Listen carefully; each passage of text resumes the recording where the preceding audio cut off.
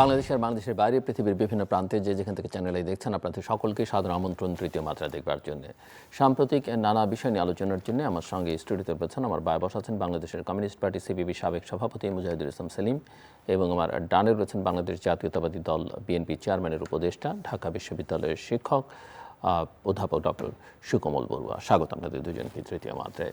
আর মাত্র 3 দিন বাকি জাতীয় সংসদ নির্বাচন এবং একই সঙ্গে গণভোটের। আমি একটু আপনাদের কাছ থেকে বুঝতে চাই যে আপনারা কেমন দেখছেন ভোটের পরিস্থিতি। মিস্টার মুজাহিদুল। ধন্যবাদ।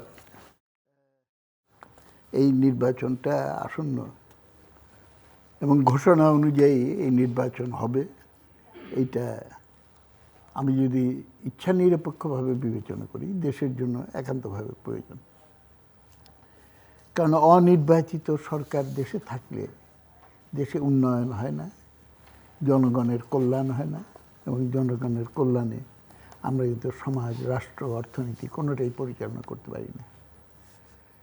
একথা ঠিক যে নির্বাচন হলেই সব সমস্যার সমাধান হয়ে যাবে এমনটা না, কিন্তু নির্বাচন হলে অন্তত একটা হয় যে রাজনীতির অনিশ্চয়তার জায়গাটা বহুলাংশে দূর হয় এবং নির্বাচন খালি নামকাওয়াস্তে নির্বাচন না, নির্বাচন অর্থে যেটা তার মৌলিক অর্থবোধক যদি আমরা করতে পারি, অর্থাৎ আমাদের দেশে 18 কোটি মানুষ, 18 কোটি মানুষকে একটা মাঠে একত্রিত করে তো আমি হাত তুলে ভোট নিতে পারবো না। জনগণের মতামত নির্ধারণ করতে হলে যেটাকে বলা হয় প্রতিনিধিত্বশীল গণতন্ত্র, সেই প্রতিনিধিরা এসে জনগণের পক্ষ থেকে কথা বলে এবং মতামত দেয় এবং সেটাই বিবেচ্য হয় যে এটাই জনগণের মতামত। এখন প্রতিনিধি নির্বাচনটা যদি ভুল হয়ে যায়, এটি যদি অবাধ ভোট ইচ্ছা অনুযায়ী আমার ভোট আমি দেবো, যাকে খুশি তাকে দেবো, আমরা মিছিল করেছিলাম, আন্দোলন করেছিলাম, সেই ব্যাপারটা যদি নিশ্চিত না হয় তাহলে নামকাওয়াস্তে ভোটের একটা লেবাস পরিয়ে সেটা লোক দেখানোর একটা আপনার প্রহসন করতে পারেন, কিন্তু আসল এইটার যে মর্ম কথা সেটা যদি না হয় তাহলে পরে কোনোদিনই জনগণের পক্ষ থেকে একটা ছোট গোষ্ঠী বা বড় গোষ্ঠী বা ক্ষুদ্র যেটাই বলি আমি, তারা যদি দায়িত্ব নেয় যে আমরাই যা বলি এটাই হলো জনগণের কথা, তাহলে কোনোদিনই জনগণের সত্যিকার স্বার্থ প্রতিষ্ঠিত হতে পারে না। যার ফলে আমরা দেখি যে ক্ষমতা এবং ক্ষমতাকে কেন্দ্র করে কতগুলো কায়েমি স্বার্থ একত্রিত হয় এবং সেটা প্রচলিত সমাজে যে শোষণ ব্যবস্থা আছে সেটা বৈষম্যকে আরও বাড়িয়ে দেয়, লুটপাট চলতে থাকে, লুটপাটের ভাগবাটোয়ারা নিয়ে দ্বন্দ্ব সৃষ্টি হয়, কেবলমাত্র 2টা দলের ভেতরে না, একই দলের ভেতরে এই গ্রুপ ওই গ্রুপ, অমুক ভাইয়ের গ্রুপ অমুক ভাইয়ের গ্রুপ, আমি বর্তমানে নমিনেশন পেয়েছি কেন আমি পেলাম না, মারামারি দ্বন্দ্ব। আসলে এইগুলোর পেছনে ভালো করে খোঁজ করলে দেখা যাবে মিনকি আদর্শ এবং পথ মত নিয়ে দ্বন্দ্বের চেয়ে এখানে হলো ব্যক্তিগত বা গোষ্ঠীগত স্বার্থের দ্বন্দ্ব, বা সহজ ভাষায় বললে লুটপাটের ভাগবাটোয়ারা নিয়ে দ্বন্দ্ব। এইটাই সর্বনাশ করে দেয়, যার ফলে এইটাকে চিরস্থায়ী করার প্রয়োজনে আমি চাই আর না চাই আমার চারদিকে যে কায়েমি স্বার্থ জড়ো হয়েছে তারা কিন্তু চেষ্টা করবে যে প্লিজ আমাদেরকে ছেড়ে যাবেন না, এইটাকে চিরস্থায়ী করেন। এবং চিরস্থায়ী করতে হলে থিওরি দেওয়া হয় যেটা বিগত সরকার দিয়েছিল, এই থিওরিতে চলতো যে প্রত্যেকটা দেশপ্রেমিক উন্নয়নকামী হওয়া উচিত, উন্নয়ন করতে হলে দেশের রাজনৈতিক স্থিতিশীলতা অপরিহার্য, রাজনৈতিক স্থিতিশীলতা কোনোদিন হবে না যদি সরকারের ধারাবাহিকতা বজায় না রাখে। তো সরকারের ধারাবাহিকতার সঙ্গে যখন আমি দেশপ্রেমকে যুক্ত করে দিই, এই ধারাবাহিকতা রক্ষা করার জন্য যদি 100 জন লোককে আমার গুলি করে মারতে হয়, তাহলে সেটাকে আমি তখন দেশপ্রেমিক বলে আখ্যায়িত করে একটা মনোজগতে একটা কিন্তু ফ্যাসিস্ট চিন্তাধারার রাজত্ব আমি স্থাপন করতে পারি। এইখান থেকে বেরিয়ে আসার জন্য এই গণ অভ্যুত্থান হয়েছে। এইটা অন্যতম 2টা প্রধান দিক ছিল গণ অভ্যুত্থানে আমার বিবেচনায়।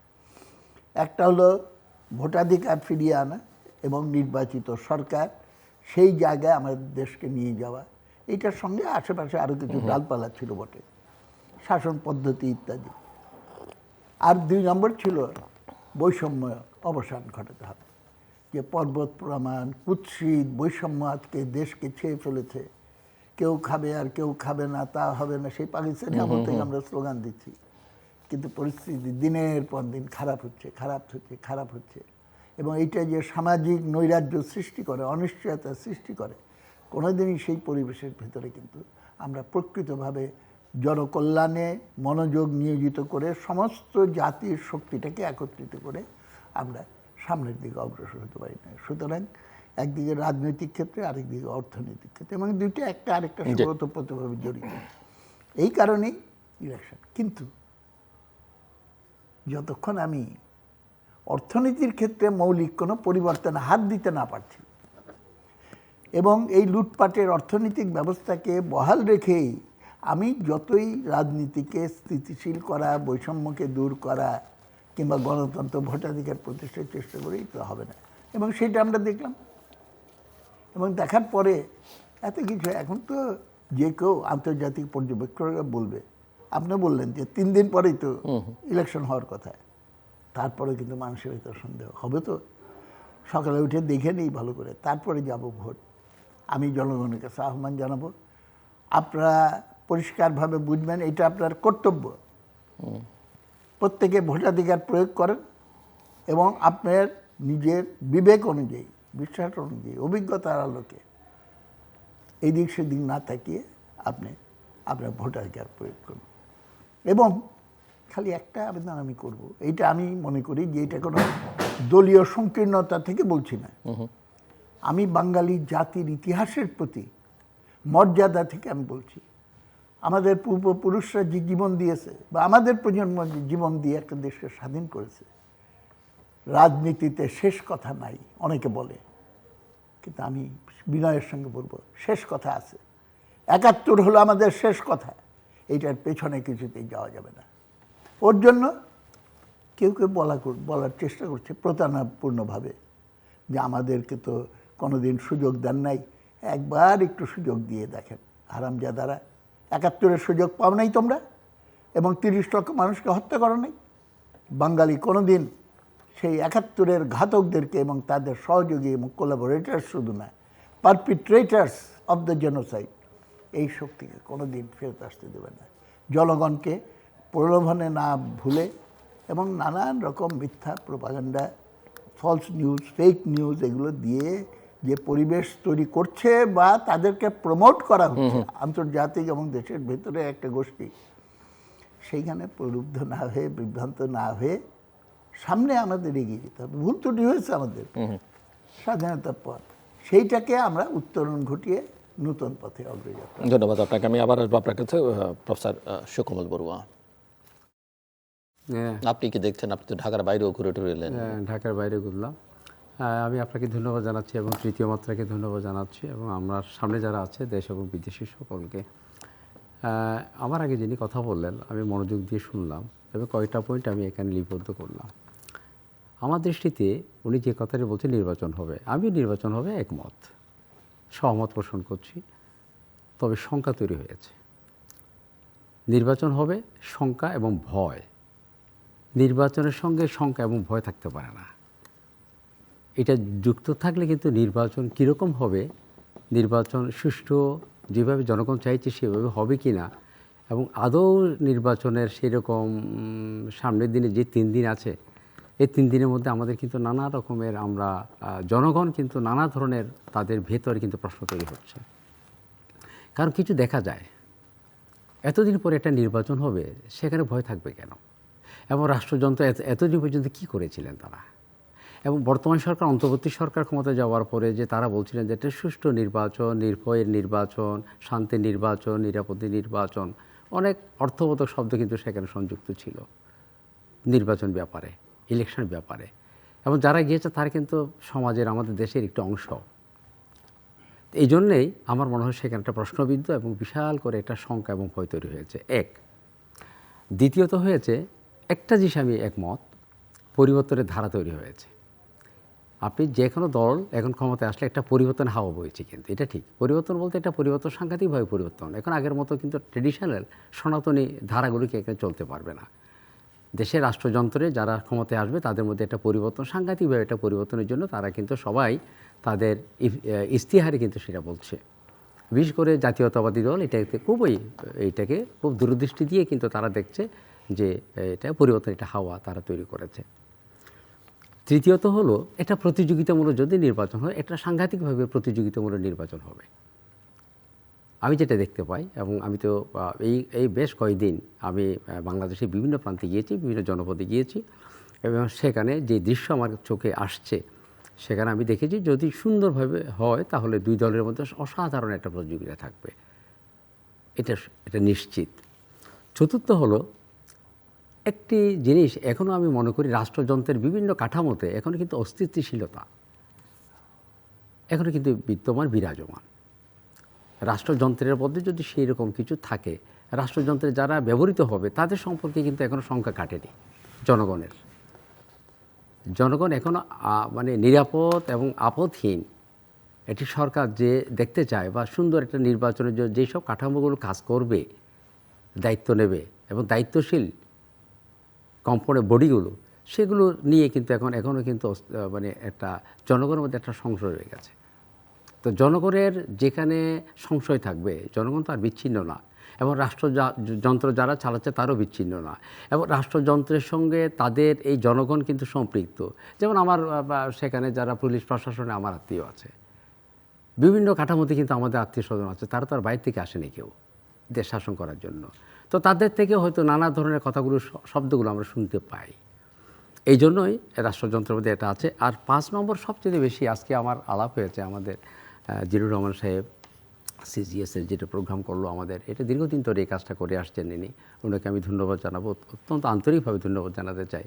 তিনি এই দেশের মাটি মানুষের জন্য, বিশেষ করে ধর্মীয় জাতিগোষ্ঠীর জন্য যে একটা সুন্দর, এদের অবস্থানটা কোথায় যাবে বা কি হবে, তারা সুন্দরভাবে নির্ভয়ে ভোট কেন্দ্রে যেতে পারবে কিনা, এই নিয়ে তিনি কিন্তু কাজ করছেন দীর্ঘদিন ধরে। দেখলাম অনেক, আমি সেখানে ছিলাম বিভিন্ন সেমিনার, সিম্পোজিয়াম, টকশোতে, আলোচনাতে।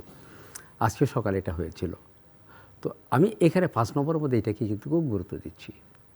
এদেশের মানুষের মধ্যে কিন্তু একটা বিশাল একটা জনগোষ্ঠী আছে, কিন্তু তারা নানা ধর্মের মানুষ, জাতিগোষ্ঠী, তাদের নিরাপত্তা কে দেবে? এতদিন পরে, স্বাধীনতার পরে এতদিন গেল, কিন্তু আমাদের এই ভয়টা কিন্তু গেল না, নিরাপত্তার ব্যাপারটা আমরা এখনও সমাধান করতে পারলাম না। অথচ আমরা তাদেরকে ব্যবহার করি, যখন ইচ্ছা তখন তাদেরকে ব্যবহার করি, আবার যখন ইচ্ছা না হয় কিন্তু তাদেরকে আঘাত করি। এটা জনগোষ্ঠীর উপর কিন্তু এটা কিন্তু চরম, আমার মনে হয় এটা নিষ্ঠুরতা তাদের প্রতি, এত বৈষম্য। এই দেখুন, ধর আজকে আমি আসার সময় আমি খবর পেয়েছি, রামুতে আমাকে ফোন করলো এক মহিলা, আমাদেরকে বলা হচ্ছে এখন যেতে পারবো কিনা ভোট, এই 3 দিন বাকি মাত্র। কারণ এইসব জনগোষ্ঠী রামু, কক্সবাজার, এই তো বুদ্ধিস্টারে বেশি, হিন্দুরা বেশি, তো সেখানে তারা বারবার জিজ্ঞাসা করছে, কিন্তু আমরা তো যাবো ভোট কেন্দ্রে যেতে চাই, কিন্তু এমন একটা আবহাওয়া তৈরি করছে যাতে ভোট কেন্দ্রে না যায়। এটা বলতে হবে না, সামনাসামনি গিয়ে তো বলতে হবে না, আপনার পরিবেশ পরিস্থিতি দেখলে কিন্তু ঘরের মানুষেরা, ঘরের কর্তা তাকে হয়তো ঘর থেকে বের হতে দেবে না। এগুলো আবার আলাপ আলোচনা হয় মেয়েদের মধ্যে, নারীদের মধ্যে, অত সংখ্যালঘুদের মধ্যে, একে অপরকে এগুলো বার্তাগুলো পৌঁছিয়ে দেয়। এই অবস্থায় কিন্তু এই 3 দিন আগে কি এইসব সংখ্যাগুলো, যে জাতিগোষ্ঠীর নিরাপত্তার ব্যাপারটা কি আমরা এখনো সুনিশ্চিত করতে পারছি? 6 নম্বর আরেকটা কথা আমি বলি, খুবই আমি অন্তর্বর্তী সরকারকে বলবো, কারণ আমি কথাগুলো বলি যে আমি রাজনীতিবিদ না, কিন্তু আমার একটা দর্শন আছে, আমার একটা মানে অন্তর্দৃষ্টি আছে, এবং আমার একটা উপলব্ধিও আছে। অন্তর্বর্তী সরকারের আন্তরিকতা কিন্তু অভাব ছিল না। আমরা চাইছিলাম অন্তর্বর্তী সরকার আসছেন, এবং জাতীয় আন্তর্জাতিকভাবে তিনি খ্যাতিমান, যারা সেখানে গিয়েছে তাদের প্রত্যেকের একটা কিন্তু অবস্থান আছে, তারা কিন্তু দেশ শাসনের ব্যাপারও বা অন্যান্য ব্যাপারও তাদের তেমন কোনো আর্থিক বলেন, দুর্নীতি বলেন, নানা ধরনের প্রশ্ন যেগুলো থাকে ব্যক্তি হিসাবে, এগুলো বোধহয় তাদের মধ্যে নেই। তারা গিয়ে কিন্তু এই যে আন্তরিকতার প্রয়াস নিয়ে এত কথা বলে, কিন্তু তারা দেশের একটি অংশ হয়ে তারা কিন্তু এতদিন আমাদের সঙ্গে ছিলেন, তারাই তো গেছে সেখানে, এতদিন আমাদের বাইরে আমাদের কথাগুলো বলছিলেন, তারা কেন দেশ শাসন করতে পারবে না, কেন এরকম হতে পারবে না, তারা তো সেখানে চেয়ারে গেছিলেন। 1 বছর তারা যে ম্যান্ডেট বা তাদের যে ওয়াদা নিয়ে গেছিলেন, তাদের যে একটা দর্শন নিয়ে গেছিলেন, আমার মনে হয় সেখানে এগুলো পরিপূর্ণতা লাভ করতে পারেনি। এরা যদি সম্পূর্ণভাবে কাজ করতে পারতো, আমার মনে হয় এই যে সামনে নির্বাচনটা যথাযথভাবে যদি তারা যদি সেরকম মনোনিবেশ সব কিছু ঢেলে দিতেন, আমার মনে হয় এই আজকের এই সংখ্যাগুলো যে কথাগুলো বললাম থাকতো না। তো রাষ্ট্র পরিচালনার ক্ষেত্রে আমার মনে হয় তাদের দক্ষতা বোধহয় বেশি ছিল না। মিস্টার মুজাহিদুল ইসলাম সেলিম, আপনি শুনছিলেন যে ভয়ের আবহ বা শঙ্কা, উদ্বেগ, উৎকণ্ঠা, মানুষ এখনো, আপনি নিজেও বলছিলেন যে মানুষ এখনো প্রশ্ন করে 3 দিন বাকি, যে ভোট হবে তো। এবং সেই সঙ্গে উনি যে প্রসঙ্গটা তুলেছেন, আজকে সকালে সিজিএস এর একটা রিপোর্ট বেরিয়েছে যে বাংলাদেশের সংখ্যালঘু সম্প্রদায়, সেটা ধর্মীয় বিবেচনা থেকে হোক, জাতিগোষ্ঠীর বিবেচনায় হোক, সামাজিক অর্থনৈতিক বিবেচনা থেকে, তারা আসলে ভোটকে কেন্দ্র করে তাদের পরিস্থিতিটা কী, কেউই নিরাপদ মনে করছে না, ভোট কেন্দ্রে যেতে চান না, গেলে ফিরতে পারবেন কি না, রাতে বাড়িতে ঘুমাতে পারবেন কি না, নানা রকমের সংখ্যা। এবং তারা মনেই করে যে স্ট্রাকচারালি বাংলাদেশ আসলে তাদেরকে ইনক্লুশনের বদলে এক্সক্লুশনের দিকে এগেছে। তারা তারা যে একটা কমপ্লেন করবে, কোথায় কমপ্লেন করবে, ইভেন তাদের একটা ভোটার রেজিস্ট্রেশন সেটা করবার ক্ষেত্রে বা একটা কারেকশন করতে গেলে যে জটিলতা উন্নত, সেটা পোহাতে হয় না। সব মিলিয়ে আপনার কাছ থেকে শুনছি। যেসব বক্তব্য বলা হলো আমি সম্পূর্ণ একমত। এটাই হলো পরিস্থিতি বিরাজমান, এটা বরদাস্ত করা উচিত না। এবং এইটার বাইরে একটা নতুন বাস্তবতা তৈরি করার উদ্দেশ্যে কিন্তু আমরা মুক্তিযুদ্ধ করেছিলাম। আমাদের যে সমস্যাটা বাংলাদেশে জাতিগত, ধর্মীয়, সংখ্যালঘু সম্প্রদায়, আদিবাসী, তাদের সমস্যা আমি সামগ্রিকভাবে দেশের সমস্যা থেকে বিচ্ছিন্ন বলে মনে করি না। ব্যাপারটা কিন্তু গোড়ায় যেতে হবে এবং ঐতিহাসিকভাবে দেখতে হবে। আমাদের এইটা তো ব্রিটিশ ভারত আমলে গোটা মহাদেশ ছিল একটা ভূখণ্ড, একটা রাষ্ট্রীয় ব্যবস্থা ব্রিটিশের অধীনে। সেইখানে সুচতুর ব্রিটিশ উপনিবেশিকরা যাতে এই দেশের মানুষ একত্রিত হয়ে তার বিরুদ্ধে লড়াই না করতে পারে, তারা দ্বিজাতি তত্ত্ব প্রয়োগ করল। তারা বলল জাতি সৃষ্টি হয় ধর্মের ভিত্তিতে, এবং এইটা বলে পাকিস্তান মুভমেন্ট শুরু হয়ে গেল। ওইদিকে অনেকে একটা ভুল ইন্টারপ্রিটেশন দেয় যে খালি মুসলমানদের ভিতরেই সাম্প্রদায়িকতা ছিল, হিন্দু সম্প্রদায়ের ভিতরেও কিন্তু সাম্প্রদায়িকতা ছিল, জনসংঘ ইত্যাদি ইত্যাদি, হিন্দু মহাসভা, তারাও কিন্তু উস্কানি দিয়েছে। এমনকি আমি বলবো কংগ্রেস লিডারশিপ তার সামনে এই সাম্প্রদায়িকতাকে প্রতিহত করার যে সুযোগ সৃষ্টি হয়েছিল, ঐতিহাসিক কতগুলো মুহূর্তে সে সেটা কাজে লাগায়নি, যার ফলে একটা প্রভোকেশন সৃষ্টি হয় পাকিস্তান আন্দোলনের নামে এই সমস্ত আন্দোলনটাকে বিভক্ত করার জন্য। এবং একজন বিশ্লেষক সম্প্রতি লিখেছেন ইন্টারেস্টিং উক্তি, যে মুসলিম লীগের লড়াই কোনো সময়ই ব্রিটিশের বিরুদ্ধে ছিল না, এটা ছিল একান্তভাবে হিন্দুদের বিরুদ্ধে সংগ্রাম।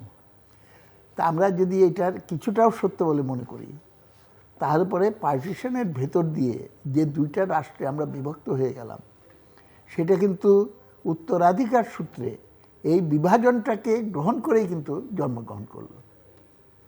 সুতরাং ব্রিটিশের তৈরি এই যে কমিউনাল ডিভাইড, সেইটারই কন্টিনিউইটি রাষ্ট্রীয় পর্যায়ে ইনস্টিটিউশনালাইজড হয়ে এখনও পর্যন্ত সেটা চলছে। এবং যখন এটা ইনস্টিটিউশনালাইজড হয়ে যায়, দীর্ঘ এতগুলো দশক এবং প্রায় অর্ধ শতাব্দীরও তো অনেক বেশি সময়, 50 থেকে যদি ধরি তাহলে 70 বছর ধরে এই জিনিসটার ভিত্তিতে যে ডিভিশনটা হয়ে আছে, সেই ডিভিশনটা মানুষের মনোজগতের ভিতর পড়ে আছে। 2 নম্বর হলো, আসলে ব্রিটিশদেরও তাদের উপলব্ধি ছিল যে মানুষকে তার রুটি রুজি ভাত কাপড়ে নিয়ে চিন্তা করতে দিও না, তাদেরকে অন্যদিকে ডিস্ট্র্যাক্ট করে দাও, তারপরে শোষণটা করা যাবে। সুতরাং তাদের আসল উদ্দেশ্য কিন্তু শোষণ করা। আমাদের দেশে ধরেন, আমি খুব সাধারণ বলি, যখন শোষণ করে, শ্রমিককে যখন ন্যায্য মজুরি থেকে বঞ্চিত করে, সেই যদি মুসলমান মালিক হয়, তাহলে হিন্দু শ্রমিকের উপরে একটু বেশি জুলুম করবে আর মুসলমান শ্রমিককে একটু বেশি বেতন দেবে, এটা তো করে না। সুতরাং সে তো দেখে তার মুনাফাটা কীভাবে বাড়ানো যায়।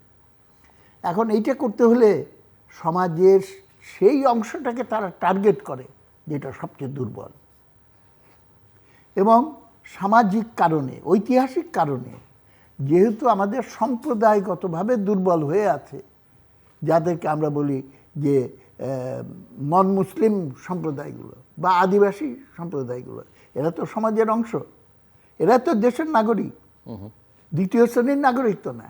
অনেকে বলে যে আমার সরকার আপনাদেরকে বেশি অধিকার দিয়েছে। আরে তুমি কে দেওয়ার অধিকার? অধিকার তারা আমাকে তো দিয়েছে, বাঙালি আর অবাঙালি যদি ধরেন।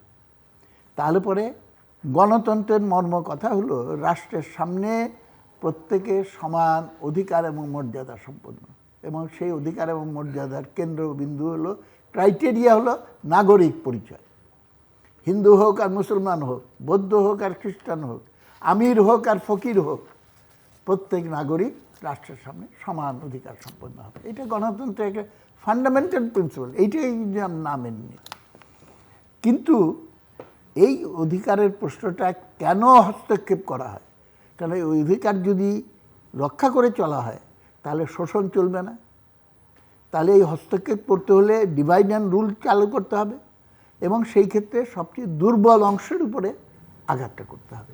এখন এই জায়গায় হলো একটা ফান্ডামেন্টাল ফাইটের ব্যাপার, এবং আমাকে গণতন্ত্রের কনসেপ্টটাকে ভালো করে করতে হবে। এবং এইটা একটা খুবই গভীর এবং তাৎপর্যপূর্ণ লড়াই। আমাদেরকে এইটাকে জিততেই হবে। কিন্তু আমি অন্য রেফারেন্সে বলছিলাম, এই মুহূর্তে দ্য ক্রিটিক্যাল পয়েন্ট হচ্ছে ইলেকশন হবে কি হবে না। সেইখান থেকে বিচার করলে আমি দেখতে পাচ্ছি যারা beneficiary of non elected government, এবং তারা প্রধানত হলো কনস্পিরেসি যারা করে, ষড়যন্ত্র করে, মাস্টার মাইন্ড, মেটিকুলাস প্ল্যানিং করে আমরা করেছি, জনগণকে আমরা ম্যানিপুলেট করে এটা করেছি, এমন সুন্দর স্লোগান বের করেছি, হ্যাঁ, নূতন বন্দোবস্ত, ঢাকা ব্লকেড, তোমরা তো কিচ্ছু করতে পারো না, এত বছর ধরে চেষ্টা করেছে। এই শব্দ চয়নের ভেতর দিয়ে আমরা ইতিহাস সৃষ্টি করেছি। এইটাই যদি কারো আন্ডারস্ট্যান্ডিং অফ হিস্টোরিক্যাল প্রসেস হয়, তাহলে আগামী দিনেও তাদের অ্যান্টি পিপল যদি হয়ও তাদের চিন্তা, সেটাকেও তারা মনে করবে যে আমি ওয়ান্ডারফুল প্ল্যানিং দিয়ে এটা করতে পারবো। এবং সেটা কোনোদিনই সম্ভব না যদি আমাদের এখানে নির্বাচনী প্রক্রিয়ার ভেতর দিয়ে মানুষের ভেতর একটা আশা জেগে ওঠে, এবং তারা তাদের বেঁচে থাকার স্লোগানগুলো নিয়ে ফাইট করতে শুরু করে। এবং সেটা হলো কি, শুধু ভাত কাপড় না, সেটা হলো সার্বিক অর্থে গণতন্ত্রের প্রশ্ন বটে। এবং গণতন্ত্র মানে কি?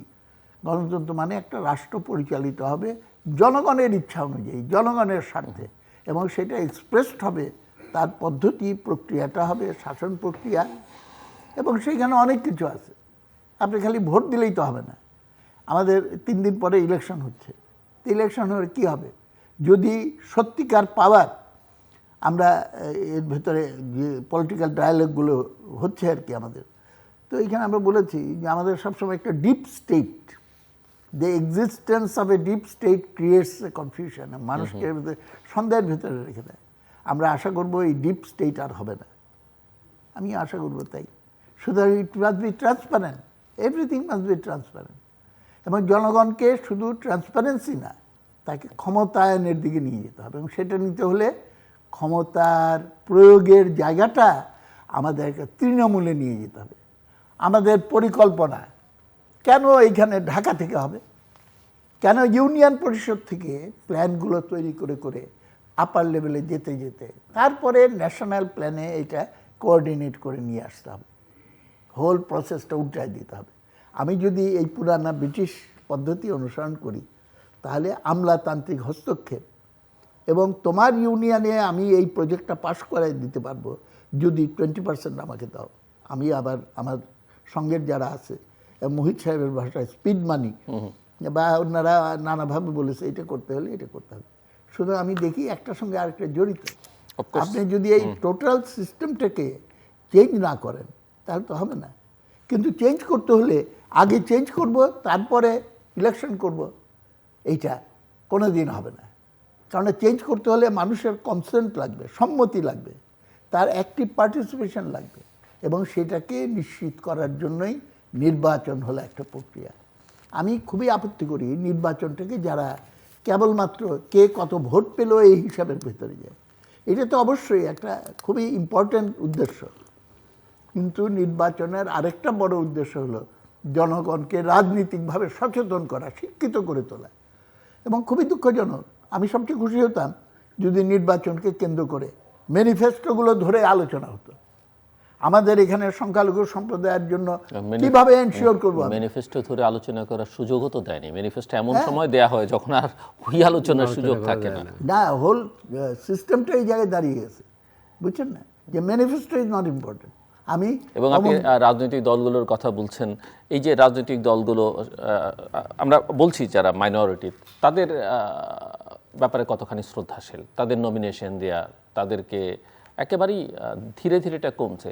ইভেন নারীর ক্ষেত্রেও যদি বলেন, 51% জনসংখ্যার অর্ধেকের বেশি নারী। আপনি তো ভোট মানে মনোনয়ন দেবার বেলায় নাই তারা কোথাও, সিনের মধ্যে নেই। শোনেন, এটা চিন্তাটা কীভাবে হয়, 10টা নারীকে যদি আমি নমিনেশন দেই, নারী candidate at the present moment comparatively weak, ওই সিটগুলো আমরা কি হারাবো? এটা আপনি শক্তিশালী করার চেষ্টাও তখন করেন। যুক্তিটা দাঁড়ায় যে আপনি কি তাহলে আমার দলকে হেরে দেওয়ার জন্য এই প্রপোজাল দিচ্ছেন? শক্তিশালী করার চেষ্টাও তো তার 5 বছর ধরে দ্যাট করেন। Is the important thing. তাকে এম্পাওয়ারমেন্টের জায়গায় যেতে হলে তাকে একটা খালি কনস্টিটিউয়েন্সি নির্বাচন দিয়ে তো হবে না। বিল করার জন্য ব্যবস্থাও করা হয়নি। জি, আপনার আবারও বলি, আসলে ওই বিষয়টাকে আমি বেশি গুরুত্ব দিচ্ছি। যারা ধর্মীয় জাতিগোষ্ঠী, এরা একটা জিনিস আমি বলি এটা বিনয়ের সাথে, এরা কিন্তু শান্তিপ্রিয়। এদের এদের এদের আশা আকাঙ্ক্ষা এবং এদের চাহিদা কিন্তু বেশি নেই। এরা মধ্যপন্থী এবং তাদের কোনো রকমে তারা বাঁচতে চায় একটা সসম্মানে। আমি দেখেছি, আমি জগন্নাথ হলের ছাত্রদেরকে দেখেছি এবং অন্যান্য ছাত্র যারা বিভিন্ন হলে যারা আছে মুসলিম হলগুলোতে, তাদের চাহিদা এবং জগন্নাথ হলের চাহিদাগুলো কিন্তু এখানে কিন্তু একটা পরখ তৈরি করতে পারি। তারা খুব সামান্যতে চলে এবং এর মাধ্যমে কিন্তু তারা আবার ছেলে মা বাবাকে সাহায্য করতে চায়। এবং আমি দেখেছি সেখানে আমাদের জগন্নাথ হলটা তো আমাদের বিশেষ করে মাইনরিটি আমাদের জন্যে, তো সেখানে তারা কিন্তু মেধা মননে কিন্তু অনেক উন্নত। মেধা মননের চিন্তায় তারা কিন্তু অনেক শানিত ধর্মীয় গোষ্ঠীগুলো, কিন্তু তাদেরকে কেন এরকম করে ব্যবহার করতে পারে না? আমার কাছে সবচেয়ে প্রশ্ন সেখানে। আপনি দেখবেন শান্তিপ্রিয়, সাম্যবাদী, তারা তাদের কোনো চাহিদা নাই এবং রাষ্ট্রের কোনো ক্ষতিও করতে চায় না তারা, এবং এরকম কোনো আপদ বিপদও তারা ডেকে আনতে চায় না। তাহলে এইসব জনগোষ্ঠীকে ব্যবহার করা রাষ্ট্রের একটা আমার মনে হয় বিশাল দায়িত্ব থাকা উচিত ছিল। এতদিন স্বাধীনতার পরে আমি চিন্তা করি, যে স্বাধীনতার মধ্যে সকলে আমরা একত্রিত হয়েছিলাম 1931 সালে। আমি তো তখন ছাত্র, আমি পাহাড়ে চলে গেছিলাম ওই বান্দরবানের উপরে, এবং পরবর্তীতে একটা মুসলিম পরিবারে আমি আশ্রয় নিয়েছিলাম। তো সেই রকম এটা স্বাধীনতার জন্য কীরকম আমাদের একটা আগ্রহ ছিল।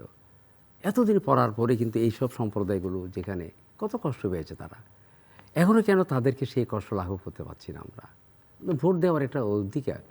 আমি জানি না 3 দিন পরে, আগে এবং পরে ভোট যদি হয় এবং পরেও কিন্তু তাদের অবস্থাটা খুবই খারাপ হবে।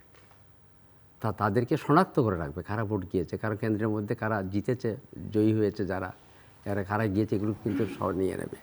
এই যে 3 দিন আগে, এতদিন পরে 3 দিন আগে যদি সেটা হয়, এটা নির্বাচন আগে পরে যেটা ভয়াবহতা তৈরি হচ্ছে।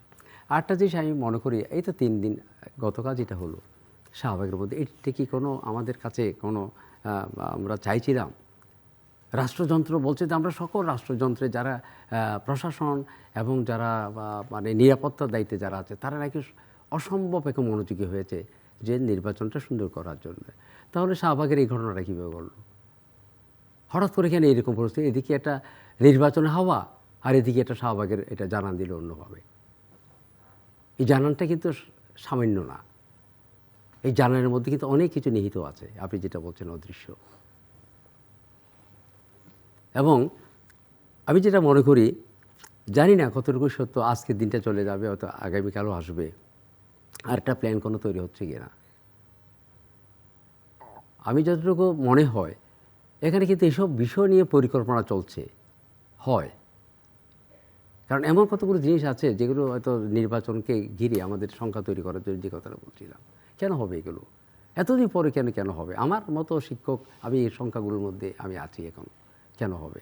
এবং আমি যে কয়েকদিন ঘুরলাম, রাঙ্গামাটি, খাগড়াছড়ি থেকে আরম্ভ করে চট্টগ্রাম বৃহৎ অঞ্চল, সেখানে অনেক মানুষের মধ্যে কিন্তু আনন্দ আছে ঠিক, কিন্তু যেটা বলছিলাম সেটা কিন্তু তাদের মধ্যে প্রশ্ন আছে, আমরা নির্ভয়ে যেতে পারি। এমনকি মুসলিম সম্প্রদায়ও ভোট হবে তো, এখনও তার সংখ্যা কাটেনি যে মানে ভোট হবে না। মানে ভোটের যে এটা আগে যে আমরা ভোট দেওয়ার আগে যে এরকম কোনো ধরনের সংখ্যা ছিল না, কিন্তু আপনি যে যত কিছু বলেন না কেন, আগের যে ভোটগুলো দিয়েছে এরকম ভোটের সংখ্যা আমেজ ছিল না। টানা যাচ্ছে না। এখন কিন্তু সাংঘাতিক ব্যাপার, এটা কিন্তু সাংঘাতিক একবার। এটা ভোট হবে তো এখনও আমাকে জিজ্ঞাসা করে, এখন এই যে আজকে আমাদেরকে অনেকে জিজ্ঞাসা করছে, আমি যখন এখান থেকে গেলাম সত্যি কি ভোট হবে, কারণ তারা চিন্তা করে যে আমি যেহেতু একটা রাজনৈতিক দলের মধ্যে আছি, আমরা যারা আছি বিভিন্নভাবে আমরা যারা কাজ করছি তাদের কাছ থেকে তারা সঠিক তথ্যটা জানতে চায় যে সত্যিকার কি ভোট হচ্ছে। দেখেন 3 দিন আগে যদি ভোট হচ্ছে জিজ্ঞাসা করে এই জনগণের কাছে এতদিন পরে, বিশাল জনগোষ্ঠী আমাদের মধ্যে, এগুলো তো ঠিক হবে না। আর আমি যেটা মনে করি, আরেকটি কথা বলছেন ভালো, আসলে দুর্বলের উপরে কিন্তু এগুলো অত্যাচার, সবলের অত্যাচার সবল অত্যাচারটা হচ্ছে। আমাদের মাইনরিটিগুলো, সংখ্যালঘু যত কিছু হয় না কেন, কিন্তু দেখেন নোয়াখালী টোয়াখালীতে খুব ধনাঢ্য ব্যক্তিরা ছিলেন। আজকে আমি যদি মনে করি এই ব্রিটিশ বিরোধী কারা ছিল, রক্ত দিয়েছে কারা, ক্ষুদিরাম, সূর্য সেন, তো সেই ছেলের দেশকে, ভারতবর্ষের এই দেশকে, এদেরকে কিন্তু আমরা আজকে স্মরণ করি সেইভাবে। কেন আমাদের সেই জাতিগোষ্ঠীগুলো এখন এই যে ভয়ে কাঁপবে? হ্যাঁ, এটা বোধ ঠিক না। আমি এই জন্যই, কারণ বিচারহীনতা ছিল এই পর্যন্ত যা হয়েছে, কোনো বিচার, এইসব ঘটনার মধ্যে কোনো বিচার কিন্তু আলোর মুখ দেখেনি। রামের ঘটনা আলোর মুখ দেখেনি, এবং এর আগে যেগুলো হয়েছে, এই যে আমাদের এবং ওই যে সার্ভেতে যেটা আপনি দেখছেন, দেখেছি, আমি সার্ভে করেছি, আমি তো সার্ভে মানে দিয়েছিলাম, অ্যাক্সেস টু জাস্টিস, সেটা এটা কিছু মানে একটা যদি হতো এরকম হইতো। দেখেন একটা পাড়া না, এরকম পাড়া চলে গেছে, ধর্মীয় উপাসনা চলে যাচ্ছে, এটা কি বিচার হতে পারে না? এবং সেখানে রিপোর্টও তো আসছে। আপনিও তো সেদিন গিয়েছিলেন রামের ঘটনার মধ্যে, আপনারা তো গিয়েছিলেন সেদিন। তো এইসব ঘটনাগুলো যদি ছোট্ট একটা ঘটনা হয় হয়তো আমি বাদ দিলাম, এত বড় জনগোষ্ঠীর উপর আঘাত আনবে, ধর্মীয় উপাসনালয় সেখানে জেলে যাবে, তারও যদি বিচার না হয়, তাহলে এই দেশে আপনি কোথায় কীভাবে আপনি চিন্তা করতে পারেন? এই সরকারও তো সেগুলো করতে পারলো না। এই সরকারের কাছে আমাদের আশা বেশি ছিল। এই যে ছেলেটা, আমার মনে হয় আশাটা বেশি করাটা বেশি হয়ে গেছে। না আশাটা আমাদের বেশি এটা থাকবে, বুঝতে হবে। থাকবে না কেন? বুঝতে হবে না কেন? না, আপনার থেকে আমার আশা বেশি থাকবে তো। কেন থাকবে? আপনি একজন শিক্ষিত, ভদ্র, নম্র, আপনার বিচার বোধ, না, আমি আর বিবেক। আপনি তো আলাদা দেখছি না। আমার মনে হয় এই জায়গায় জিনিসটা ক্লিয়ার করা উচিত। যে অ্যাটাকগুলো হচ্ছে আমাদের রাষ্ট্র, অর্থনীতি, রাজনীতি, সমস্ত ক্ষেত্রে যে অন্যায় অবিচারগুলো হচ্ছে, এইটা খালি সম্প্রদায় হিসেবে চিন্তা করলে আমার মনে হয় এটা রহস্য বুঝতে পারবো না। যদি তাই হতো তাহলে পরে বাংলাদেশে যেমন হিন্দু সম্প্রদায়ের উপরে অত্যাচার হচ্ছে, তো ভারতবর্ষে আবার মুসলিম সম্প্রদায় বলবে আমরা মাইনরিটি, আমাদের উপর। আমি বলছি এটা কমন ফিচারটা দেখেন, যেহেতু তারা মাইনরিটি, তারা দুর্বল, এবং তাদের উপরে আক্রমণ করে বিত্তবানরা তাদের বিত্ত বাড়ানোর একটা সুযোগ বেশি পায়। সুতরাং আমি যতদিন পর্যন্ত এই ইস্যুটাকে প্রবলেম অফ ডেমোক্রেসি না দেখে এ problem of conflict between two religious groups কিংবা দুইটা রেশিয়াল গ্রুপস হিসেবে দেখি, আমি কিন্তু সমাধান বের করতে পারবো না বলে আমার ধারণা, এবং ইতিহাস কিন্তু সেই কথাটাই বলে। না, আজকে সকালে আমরা যে কথাগুলো বলছিলাম, আমরা ওই যে প্যান প্যাসিফিকে, সেখানেও কথাগুলো উঠে আসছে এতদিন পরে যেটা হয়েছে। আমি মনে করি দেবপ্রিয় ভট্টাচার্য মহোদয় বলছিলেন, আমাদেরকে বলছিলেন, আমি মনে করি আমাদের যারা নেতৃত্ব দেয়, সংখ্যালঘুদের মধ্যে আমরা যারা নেতৃত্ব দিই, আমার মনে হয় আমরা সেভাবে সঠিকভাবে যেতে পারছি না। আমরা যদি একত্রিতভাবে যারা নেতৃত্ব দিচ্ছি, আমরা যদি একইভাবে যদি একটা ভয়েস রেজ করতে পারতাম, এবং সকল জনগোষ্ঠীকে নিয়ে, যেমন সুকুমার বড়ুয়ার মাধ্যমে কি সেটা দেশ পরিচালিত হবে? হবে না। আমি একক দিয়ে কিন্তু সম্প্রদায় না। আর দ্বিতীয়ত আরেকটা জিনিস বলি, আপনি কি অবশ্যই বিশ্বাস করবেন, অবশ্যই আপনি স্বীকার করবেন, ভারতের ঠিক আছে সেখানে দ্বন্দ্ব চলে, সব কিছু চলে, কিন্তু সেখানে রাষ্ট্রপতি হয় কে? না, এটা দিয়ে কিছু তো হবে না। আমাদের এখানে নারী নেতৃত্ব ছিল, তারপরে নারী মুক্তি হয়ে গেছে। আমাদের এখানে কি হবে? এখানে সুকুমার নারী রাষ্ট্রপতি হতে নেতা পারবো? হলে পরে পারবো না। নারী এমনকি মুক্তি আইজি হতে পারে না, অনেক আছে। এটা এখানকার চিত্রটা কিন্তু ভিন্ন। আমি দেখেছি তো, আমার জীবনে আমি দেখেছি অনেকে কিন্তু বড় পদে যেতে পারেনি, এবং তাদেরকে পদায়ন করেছে অন্য মানুষ এসে, কিন্তু সেখানে পদায়ন করা হয়েছে। অনেকে যেতে পারেনি কেন? সে হিন্দু, সে বুদ্ধিস্ট, সে যেতে পারবে না। এইসব কনসেপ্ট থেকে আমরা যদি সেই দৃষ্টিতে দেখি, কিন্তু সেখানে এই দেশ কখনো কিন্তু সেরকম ভাবে আমার মনে হয় আমরা যে কথা নিয়ে বলছি এগুলো কখনো ঘুষবে না। এখানে জাতি রাষ্ট্র কি সুন্দর দেশ, চাকমারা দেখেন পর্যটন কেন্দ্র, সেখানে এরা বসবাস করছে নিরীহ। সেখানে যে আমি মনে করি সেনাবাহিনী, আজকে যে সেনাবাহিনী, তাকে আমি ধন্যবাদ জানাবো। জানি না কতটুকু কে ধন্যবাদ জানাবে, কিন্তু আমি ধন্যবাদ জানাবো। তার মধ্যে একটা বিবেক এবং উপলব্ধি আছে। তিনি কখনো মানে পাহাড়ি বাঙালি এবং জাতিগোষ্ঠী নিয়ে কিন্তু খুব খুব খুব বেশি করে ভাবেন তিনি। কেন এগুলো থাকবে আমাদের দেশের মধ্যে? সেনাপ্রধানের কথা বলছি, খুবই আন্তরিক। আমি দেখেছি তার কাছে নানা সময় আমি গিয়েছি, আমি দেখেছি তার মধ্যে এই কথাটা বারবার আসে। একটা উপলব্ধি না আসলে কিন্তু এই কথাটা উচ্চারিত হয় না, তার ভিতর থেকে বের হচ্ছে না। এবং তিনি চাচ্ছেন ধর্মীয় সহিংসতা যাতে না হয়, ধর্মীয় সাম্য এখানে যাতে এটা না হয় এবং আমাদের মধ্যে যাতে ব্যবধানটা না থাকে। এবং উনি ওইটাও বলতে চায় যে পাহাড়ের এই আমরা কেন ভুটানে যাব, আমরা কেন অন্যান্য দেশে যাব, আমাদের দেশের মধ্যে পাহাড় ঘেরা নদী বিধৌত কত সুন্দর সুন্দর পর্যটন কেন্দ্র আছে, কেন আপনার প্রফেসর বড় আপনি এগুলো করতে পারেন না, কেন আপনারা কেন দৃষ্টি দিতে পারেন? আমাকে বলে আমি দেখেন আমি তো একজন পারবো না, ওইটা বলছি এত সম্ভাবনা না। না আমি দেখুন ধরেন এই যে আজকে ঘটনাটা আসছে, এতদিন যেমন ধরুন তো বিগত সরকার যেটা আমাদের যে যেটা ওই পাহাড়ের যেটা যেটা যেটা ঘটে গেল শান্তি চুক্তি, এটা কি এতদিন ক্ষমতা ছিল, তারা কি পেরেছে? সেটা তারাই দিয়েছে, তারাই গিয়েছে, তারাই সব কিছু বলেছে, তারা কি এটাকে মানে করছে, তার সমাধান করতে পারেনি। এগুলো বলে আমাদেরকে ব্যবহার করার জন্য, জানি না এখানে কি হচ্ছে। তবে ভূ রাজনীতিও প্রতিবেশী রাষ্ট্র আছে এখানে, আর একটা ভূ রাজনীতি দুর্বলের উপর কিন্তু ভূ রাজনীতিরও এটা প্রভাব থাকে, কারণ তাদেরকে ব্যবহার করতে হচ্ছে। আমরা তো কিছু খবর পাচ্ছি কোন দেশ আমাদেরকে ব্যবহার করতে চায়, কোন দেশের কথা আমরা শুনছি এবং কোন দেশের সঙ্গে আমাদের যোগাযোগ চলছে, এগুলো কিন্তু মাঝে মাঝে মধ্যে চলে আসছে, যেহেতু রাজনীতি করে নানাভাবে।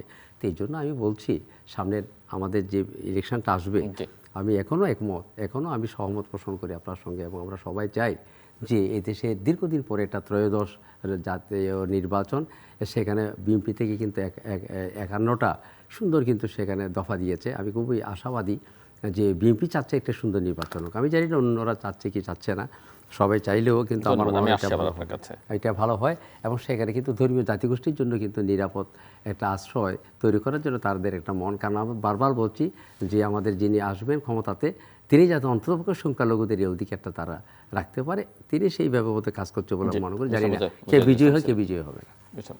আমরা আজকে আলোচনার ভেতরে পূর্ণাঙ্গ সব কিছু নিয়ে তো আলোচনা করার সুযোগ নেই, প্রধানত কমিউনাল ইস্যু অ্যান্ড ডেমোক্রেসির ইস্যু।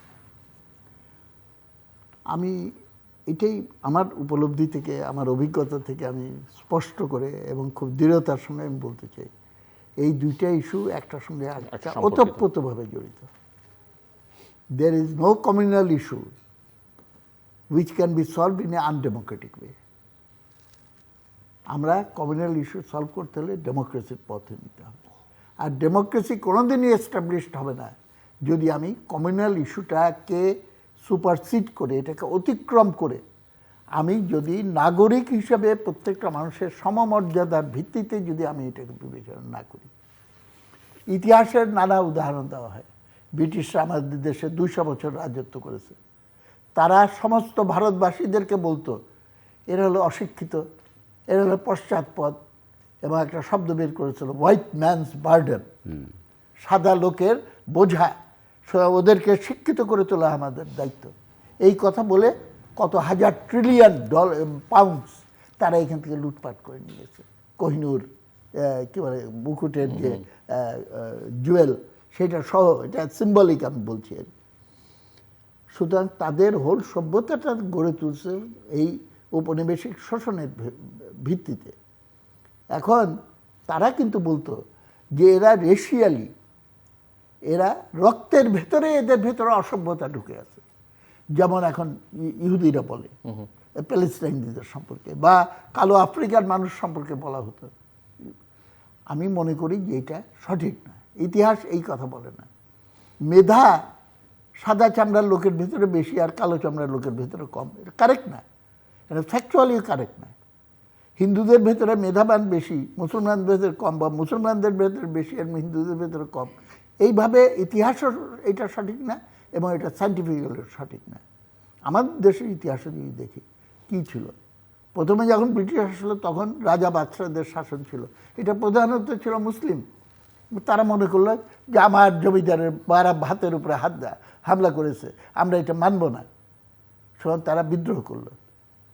তারা ব্রিটিশরা এটা সুযোগ নিল, হিন্দু সম্প্রদায়ের লোকদেরকে বুঝালো যে ওরা দূরে থাকুক, তোমরা আসো, তোমাদের উপরে রাজা বাদশাহরা অত্যাচার করছে, আমি তোমাদের শিক্ষা দেবো। শিক্ষার বিস্তারটা এখানে হলো। এবং প্রথম জমিদারি ব্যবস্থা যখন প্রতিষ্ঠিত হয়, তারা একটা ওই সময় মুসলমানরা পেছনে চলে আসে, এই সুযোগে তারা চলে আসলো। এইভাবে কিন্তু নন এক্সিস্টেন্ট একটা সোশিয়াল ডিভাইড, সেটাকে বাড়ায় দিল তারা, এবং আমরা ওইটা ট্র্যাপে পড়ে গেলাম। এইটাকে অতিক্রম করে আমরা যেটা খেলাফত আন্দোলনে যে ঐক্যটা হয়েছিল, সেই ঐক্যটা কিন্তু কন্টিনিউ করলো না, এবং সেইটারও ঐতিহাসিক কতগুলো কারণ আছে। এবং এইটাকে আমরা যদি জিয়ায় রেখে কমিউনাল প্রবলেমের সলিউশন চাই, তাহলে পরে কিন্তু আমরা পারবো না। এবং আমরা দুই প্রতিবেশী দেশের বিষয়টা চলে আসছে, রিজনাল পলিটিক্স ইত্যাদি ইত্যাদি, আরও আশেপাশের দেশ, টার্কি ফার্কি, নূতন নূতন শক্তি সম্পর্কে বহুল আলোচিত হয়, গবেষণা হচ্ছে আজকাল, এইগুলো নিয়ে পর্যালোচনা হচ্ছে। আমি মনে করি যে আমাদের এই সমস্ত কিছুর ভেতরে আমরা ইস্যুটাকে এবং সলিউশনটা খুঁজতে হবে ডেমোক্রেটিক ট্রান্সফরমেশনের ভেতরে। সেটা বাংলাদেশেও দরকার, সেটা পাকিস্তানেও দরকার, সেটা ভারতবর্ষেও দরকার, আফগানিস্তানেও দরকার, তুরস্কেও দরকার, সমস্ত জায়গায় দরকার। এবং ভারত বিরোধী একটা জজবা তোলা হয় যে কোনো সময়, ভারতকে চিহ্নিত করে। এটা আর কিছু না, it is the expression of communalism in disguise, যেটা আমি বলি হিস্টোরিক্যালি চলে আসছে, যে হিন্দু মুসলমান ডিভাইডটাকে এইটাকে ইনস্টিটিউশনালাইজ করে দিল পাকিস্তান ইন্ডিয়ার ঝগড়ার ভিতর দিয়ে। এবং এই জায়গাটায় যদি থাকে, বাংলাদেশ যেমন একটা একক সত্তা নয়, ভারতবর্ষ একক সত্তা নয়। ভারতবর্ষ শোষক এবং শোষিত আছে, বাংলাদেশেও শোষক এবং শোষিত আছে। আমাদের শোষিত মানুষ আমার বিবেচনায় সবসময় গণতন্ত্রের পক্ষে, সবসময়, কারণ গণতন্ত্র তাদেরকে সার্ভ করে। ওর জন্য দুই দেশের শোষিত মানুষ, তাদের ভেতরে ঐক্য এবং তাদের ভেতরে সম অভিমুখীন প্রয়াস, কমন এনিমির বিরুদ্ধে প্রয়াস, সেই জায়গাটায় আমাদের কনসেন্ট্রেট করতে হবে। আর যদি খালি রাষ্ট্র রাষ্ট্র সম্পর্কটাকে বিবেচনা করি, রাষ্ট্র যদি শোষকের নিয়ন্ত্রিত হয়, তাহলে পরে বাংলাদেশের শাসক শোষক যদি বাংলাদেশের শ্রমজীবী মানুষের বিরুদ্ধে থাকে, they will have no love for the toiling people of India. ইন্ডিয়ার সরকার যদি সেখানকার শোষকদের পক্ষে হয়, তাদের দেশের শ্রমজীবী মানুষের স্বার্থ তারা ক্ষুণ্ণ করছে, তারা বাংলাদেশের মানুষকে চুমা দিবে, আদর করবে, করবে না। সুতরাং দুই দেশের শোষিত মানুষের, শোষিত শুধু আমি বলবো না, গণতন্ত্রকামী মানুষের একত্রিত হতে হবে। এবং সেই কনটেক্সটে আমাদের বর্তমান গণ অভ্যুত্থান এবং সেই পরিপ্রেক্ষিতে একটা নূতন নূতন সৃষ্টির কথা বলা হচ্ছে, এবং সবাই চাচ্ছে যে একটা নূতন কিছু আসুক। এত বড় একটা গণ অভ্যুত্থান হয়ে গেল, খালি আমি সতর্ক করে দেব, নূতনের নাম করে, সংস্কারের নাম করে, সংস্কার দুই রকম হতে পারে, সামনের দিকে, পেছন দিকে। যদি পেছন দিকে আমাদেরকে টু আনডু 1971 আমাদের মুক্তিযুদ্ধ এবং স্বাধীনতাটাকে যদি নেতিকরণ করে আমাদেরকে পেছন দিকে নিয়ে যাওয়ার চেষ্টা করা হয়, ইতিহাস সেটা সহ্য করবে না এবং বাংলাদেশের মানুষও সেটা সহ্য করবে না। সো আমাদের স্টার্টিং পয়েন্ট এটা হওয়া উচিত, এবং এইটার ভিত্তিতে আমাদের সামনে চলে। এই পরিপ্রেক্ষিতে আমাদের ইলেকশন, ওর জন্য আমি যদি নন পার্টিসিপেশন অফ ইলেকশন এইটাকে আমার ইনস্ট্রুমেন্ট অফ গোয়িং ফরওয়ার্ড মনে করি, আমার বিবেচনায় এইটা হলো falling into the trap of Jamaate Islam and others, যারা কনস্পিরেসির মাধ্যমে আমাদের এই ইতিহাসের এই যে স্টার্টিং পয়েন্ট, সেই জায়গাটাকেই ছিন্ন করার চেষ্টা করছে। জি, আমরা ফাইনাল রাউন্ড। আমি আবার বলি, 2024 5ই আগস্ট আমাদের জন্য যেটা সব কিছুতে একটা দরজা খুলে দিয়েছে আমাদের জন্য, এটা সঠিক, আমি এটাকে একমত এবং এটাকে খুবই অভিনন্দন জানাই। তবে এখানে ভালো যেমন হয়েছে, আমার মনে হয় মন্দ কিন্তু সেখানে আছে। মন্দ এই জন্যে, ভালো হয়েছে এই জন্য যে আমরা সকলেই কিন্তু এখন একত্রিত হয়ে কিছু কথা বলার সুযোগ পেয়েছি, এবং দেশের সব কাঠামো কিন্তু খুলে গেছে।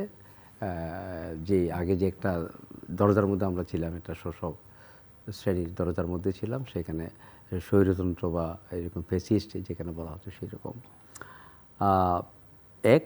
আর দ্বিতীয়ত মন্দটা হচ্ছে এই, যেমন ধরেন এটা হওয়ার পর থেকে আমাদের মধ্যে সংখ্যাটা আরও বেশি বেড়ে গেছে। এই জন্য আগে ছিল একটা শ্রেণী ছিল, আমরা সেই শ্রেণী থেকে, অর্থাৎ এখন যারা আসছে এই যে নতুনভাবে নবীনদের আগমনে, একটা দেশের মধ্যে কেমন একটা অস্থিতিশীল সমাজ ব্যবস্থাটা চলছে, এবং তাদেরকে বেশি প্রাধান্য দেওয়া হচ্ছে এখন বর্তমান। এবং যারা প্রবীণ, যারা দেশের দীর্ঘদিন ধরে যারা কাজ করে আসছে, এই দেশের নানা জায়গার মধ্যে যারা মিশে আছে, এরা এখন তো আমার মনে হয় সেটা তলিয়ে যাচ্ছে, দিন দিন তলিয়ে যাচ্ছে। এটা একটা শুভ না, কারণ দীর্ঘদিন ধরে যে প্রবীণের যে এটা অভিজ্ঞতা, এটা যদি দেশের জন্য কিন্তু অসম্ভব মঙ্গলের কাজ হয়। আর বর্তমান যারা আসছে তাদের মধ্যে আবেগ থাকে, অনভিজ্ঞতা থাকবে, এরকম দক্ষতা থাকে না, দৃষ্টিসম্পন্ন না, তারা অনেক সময় হয়তো খুব মানে একটা দেখে রং দেখেই তারা কিছু চলে, অনেক কিছু সেখানে মিশ্রিত থাকে। আমার মনে হয় এটা এখন বর্তমান যেটা পরিস্থিতি হয়েছে, আমি যেটা মনে করি, যেমন গতকাল যেটা হলো সেখানেও কিন্তু এই পরিস্থিতিগুলো দেখা যাচ্ছে সেখানে। আর সেখানে প্রবীণের উপস্থিতি কজন আছে? সব নবীনদের কিন্তু সেখানে, নবীনদের কিন্তু একচেটিয়া। আর যেসব ঘটনাগুলো ঘটছে বিভিন্ন জায়গার মধ্যে হয়েছে, শিক্ষকের উপর হয়েছে, আমাদের উপর হয়েছে, নানা জায়গায় হচ্ছে, এটা কি অনভিপ্রেত? এটা দেশের রাষ্ট্রের যন্ত্রে প্রবীণেরা সম্মান পাবে না, এদের দীর্ঘদিনের অভিজ্ঞতা, তাদের একটা অবস্থান থাকবে না মর্যাদাপূর্ণ, এটা বোধহয় কাম্য না। এগুলো কিন্তু সব চলে যাচ্ছি আমরা কিন্তু। দেখেন, এই সরকার, আমি সাধুবাদ জানাবো, আপনি যে সংস্কারের কথা বলছেন, সব সংস্কার কিন্তু সেখানে আনা হয়নি।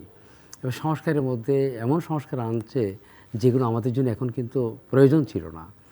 এখন আমাদের কি প্রয়োজন ছিল সংস্কারের মধ্যে? কিন্তু সেখানেও প্রথম, দ্বিতীয়, তৃতীয় সেরকম মাত্রা থাকা উচিত ছিল, আধিক্য থাকা উচিত ছিল। প্রথম কোনটাকে আমরা আনবো, প্রথম শ্রেণীতে কোনটাকে রাখবো, এদেশের জনগণ কী চায় প্রথম সংস্কারের মধ্যে, সেটাও বোধহয় আমার মনে হয় সেইভাবে সংস্কারটা সেইভাবে করা হয়নি। তো সব কিছু মিলিয়েই আমি যেটা মনে করি, বর্তমান অবস্থাটা আমাদের জন্য একটা আমি আবার বলবো ভয়াবহতা তৈরি করেছে। এবং এখনও সময় আছে, এই জন্যেই আমাদের সময় এখনও ফুরিয়ে যায়নি। কারণ রাষ্ট্র চাইলে কিন্তু সব কিছু সমাধান করতে পারে। বিশেষ করে ধর্মীয় জাতিগোষ্ঠী এবং সকল রাষ্ট্রের যন্ত্রগুলোকে একটু করে, যাতে দেশের মানুষ যাতে একটু স্বস্তি পায়। এখনও যেহেতু এটা স্বস্তি যায়নি, কারণ স্বস্তি মানে আমার মতো মানুষ যদি আমি স্বস্তি ভোগ করি, অস্বস্তিতে থাকি, তাহলে সাধারণ মানুষেরা কী ভাববে? এই জন্যই আমার প্রতিটি মানুষের কাছে, যেমন ক্লাবে গেলে সেখানে চিন্তা হচ্ছে এগুলো আসতেছে, তো আমার এইটা আমি চাই। তবে সবচেয়ে ভালো কি, আমি একটা জিনিস মনে করি, সবার মধ্যেই একটা জবাবদিহিতার একটা প্রশ্ন আসছে। যেই দল ক্ষমতায় যাবে এখন আগের মতো লুকোচুরি করতে পারবে না, এবং সেখানে দুর্নীতি, আইনের শাসন এবং জবাবদিহিতা, এইসব বিষয়গুলো কিন্তু তারা প্রাধান্য দিচ্ছে, এবং একটা সুন্দর দেশ করার জন্য তাদের স্বপ্নের মধ্যে আসছে। যদি তারা সফল হয়, নির্বাচন যদি সুষ্ঠু হয়, আমি সেটা কামনা করব। এবং আমি চাইব যে আমাদের প্রফেসর ডক্টর ইউনূস সরকার, যেটা অন্তর্বর্তী সরকার যে দায়িত্ব নিয়েছে, অন্ততপক্ষে তিনি যে কাজগুলো করেছে, অনেক কাজ ভালো করেছে, অবশ্যই প্রশংসনীয়, তাকে আমরা সাধুবাদ জানাবো। কিন্তু নির্বাচনটা যদি সুষ্ঠুভাবে করে দিতে পারে জনগণের চাহিদা অনুযায়ী, এবং সকল রাষ্ট্রে যারা ব্যবহৃত হবে সকলকে দিয়ে, এবং সেনাবাহিনী থেকে আরম্ভ করে আইনশৃঙ্খলা বাহিনী দিয়ে, এইসব কর্মকাণ্ড যাতে না হয়, এবং নির্ভয়ে যাতে আমরা ধর্মীয় জাতিগোষ্ঠী যাতে ভোট দিতে পারি, এই ভোটটা দেওয়া। কতগুলো জিনিস আছে, মৌলিক জায়গাটি যদি ঠিক না থাকে, আপনি মলম লাগিয়ে সমস্যার সমাধান করতে পারবেন না। যদি আমাদের রাষ্ট্রের ফিলসফি হয় যে এটা মুসলমানের দেশ এবং মাইনরিটিরা হলো পবিত্র আমানত, আমার বিশ্বাস অতীতে এই অভিজ্ঞতা ট্রাই করা হয়েছে, এক্সপেরিয়েন্স ট্রাই করা হয়েছে, সেইটা যতক্ষণ পর্যন্ত না অল সিটিজেন্স সমান অধিকার সম্পন্ন, যেটা গণতন্ত্রের একটা মৌলিক কথা, এইটা যতদিন না হচ্ছে ততদিন হবে না। তাহলে পরে আমাদের কম্পিটিশন হবে, তুমি একটু বেশি পবিত্রভাবে আমাকে রেখেছো না একটু কম পবিত্রভাবে রেখেছো। আমাদের এই যে ইলেকশনের সময় যে মাইনরিটির উপরে আক্রমণ হয়, এটা তো নতুন ফেনোমেনা না। আচ্ছা, ধর্মকে ব্যবহার করে কেন রাষ্ট্রের মধ্যে? ধর্ম যে বললাম তো, আপনি খেয়াল করেন নাই যে সবচেয়ে দুর্বল রাষ্ট্র, আজকে যদি হিন্দু মেজরিটি হতো, তা হিন্দুদের উপরে কোনো অত্যাচার হতো না। তারা মাইনরিটি, তারা দুর্বল, তাদের উপরে অ্যাটাক হলে তারা আত্মরক্ষার জন্য ব্যবস্থা নিতে পারে না। কিন্তু সেইখানে প্রবলেমটা আমি হিন্দুদের প্রবলেম না তো, এই প্রবলেমটা হলো সিটিজেন হিসাবে আমার আপনার সমস্যা। ওর জন্য আমি দেখবেন খুব কেয়ারফুলি, আমি কিন্তু আপনার সমস্যা আমার সমস্যা এইভাবে বলি না, আমি বলেছি এটা আমাদের সমস্ত নাগরিকের। আমার প্রশ্ন হলো রাষ্ট্র আলাদা, ধর্ম তো আলাদা জিনিস, ধর্মকে কেন রাষ্ট্রের মধ্যে এখানে মিশ্রিত? আমি জিজ্ঞেস করছি ইলেকশন, এইবারের ইলেকশনকে কেন্দ্র করে মাইনরিটির ভিতরে ভয় ভীতি আগে দেখিনি আমরা প্রত্যেকটা জায়গায়, এবং ইলেকশনের পরে যে অ্যাটাকগুলো হয়েছে আপনার এলাকাও তো হয়েছে, আমরা তো এখানে ছুটে গেছি। তাহলে ইলেকশন পরবর্তীকালে পোস্ট ইলেকশন সিচুয়েশন, এবং বাড়িতে বাড়িতে গিয়ে বলেছে যে তোরা জয় বাংলার লোক না, তোরা ওইদিকে ভোট গেল কেন, অমুক সমক ইত্যাদি। এভরিবডি ট্রাইং টু ইউটিলাইজ এই মাইনরিটি। তবে আমি শেষ কথা বলতে চাই, একটি কথা আমি শেষ করতে আমাদের হবে, জিল্লুর আমার রহমান হাতে সময় সাহেব, নেই। আমার মনে হয় ওই যে রোহিঙ্গারা যেমন আছে এক জায়গায়, আমার মনে হয় মাইনরিটিদেরকে সবাইকে নিয়ে এক জায়গায় যদি জোন করা হয়, সেখানে যদি নিরাপত্তা দেওয়া হয়, তাদেরকে ওই যে বের করবে, তাদেরকে আবার নিরাপত্তা দিয়ে সেখানে ঢুকিয়ে ফেলবে, যদি হয় তাহলে মতো ভালো হবে। না হলে কিন্তু এই দেশের আমি যেটা বুঝতে পারি বিভিন্ন জায়গার মধ্যে যেসব এরা কিন্তু আপনি শেষ করতে গেলে হবে। কিন্তু সেখানে বুঝতে পারবেন তারা যে অসম্ভবভাবে প্রস্তাবটা দিচ্ছেন, নারী পুরুষ এই যে শেষ করতে মহিলারা, হবে আমাকে, please। ছাত্রছাত্রীরা আপনি যে প্রস্তাবটা দিচ্ছেন এইটা যদি সিরিয়াস দিয়ে থাকেন তাহলে পরে আমি বলবো এটা আরেকটা পাকিস্তান আন্দোলনে যেমন তারা যেই থিওরি দিয়েছিল আপনি এটা দিচ্ছেন। তাহলে নারী মুক্তির জন্য কি করতে হবে, সমস্ত নারীদের জন্য আলাদা একটা অংশ করতে হবে। এটা রাজি আছি। গরিব এবং ধনীর ভেতরে পার্থক্য করে দেন। ঢাকার বড় লোকের জন্য 5% এরিয়া বনানীতে আমরা রেখে দিলাম, কোনো ধোপা নাপিত তাদের কাছে যাবে না, আর 95% আমরা আলাদা বাগানের মধ্যে বিভিন্ন ফুল থাকতে পারবে না, একটা ফুল থাকবে, শুধু এক জাতের ফুল থাকবে। এখন তো কেন আমরা থাকবে? মিশ্রিত আছি। আমি তো বলবো যে ফুলের পার্থক্য যদি আপনি নির্ধারণ করার ভিত্তিতে রাষ্ট্র গঠন করেন তাহলে পরেই তো ওদের ফাঁদে পড়ে যাচ্ছে। ধরুন আমি জন্মগ্রহণ করেছি এখানে, জন্মগ্রহণ করেছি কিন্তু এখানে আমি কি Equal আমার rights অপরাধ করেছি? as অপরাধ citizens, করেছি? আপনি আমি আমাদের তো এইভাবে- সবকিছু দিচ্ছি না, রাষ্ট্রের সবকিছু ইকুয়াল আমি রাইটস দিচ্ছি না। As citizens. তাহলে আমাকে কেন এইভাবে ভয়ভীতি থাকতে হবে সারা জীবন? আমাকে কেন, আমাকেও থাকতে না হচ্ছে। না, আমি কেন কি অপরাধ করলাম আমি এখানে? আরে মুসলমান গরিবের উপরে অত্যাচার হয় না? আমাদের নারীরা কাঁদবে কেন? হ্যাঁ, নারীরা কানবে কেন? নারীর পাশে দীর্ঘদিন- দাঁড়াইতে হবে না? না, নারীরা নারীরা কাঁদছে তো। দুর্বল, কেন দুর্বল হবে কেন? আপনি দুর্বল জায়গা করে রেখেছেন তো। ওর জন্য আলাদা করে ওদের প্রোটেকশন দিতে হবে। রাষ্ট্র কোথায়? রাষ্ট্র কি পবিত্র করে? আমানত এই রাষ্ট্র মানেন দেখে না, আপনি? তাদের কান্নাগুলো শুনে না, আগুন যখন দেখে কিন্তু রাষ্ট্র দেখে না, দেখার আপনি পরে পবিত্র আমানত মানেন? এটা না, এটা এই ঠিক না। থিওরি আমার মনে হয় তাহলে এটা ঠিক না। বাংলাদেশে পবিত্র আমানত হবে, এটা গুপ্ততরা। ভারতবর্ষে পবিত্র না। আমানত হবে, আমেরিকায় পবিত্র আমানত বানাচ্ছে না, না, ট্রাম্প। যেসব ধর্মীয় সংঘাতগুলো যেগুলো হচ্ছে এখানে, সহিংসতাগুলো, এগুলো তো দৃশ্যমান। যাই হোক, তো আমার মনে হয় দৃশ্যমান আপনার সেখানে সঙ্গে শেষ একটা করে মৌলিক করতে পারছে না কেন? পার্থক্য আমার আছে। মনে হয় সেখানে। শেষ করে আপনার আনতে হবে সঙ্গে আমাকে। একটা মৌলিক এই রাষ্ট্র- পার্থক্য এই আছে। রাষ্ট্র জাতিভিত্তিক আমার হবে। বিবেচনায় আপনার চিন্তাটা আমাদের মুক্তিযুদ্ধে আমরা যে আদর্শ এবং দর্শন নিয়ে আমরা মুক্তিযুদ্ধ করেছি এইটার সঙ্গে সামঞ্জস্যপূর্ণ না। আমরা মুক্তিযুদ্ধে ফেরত যাই।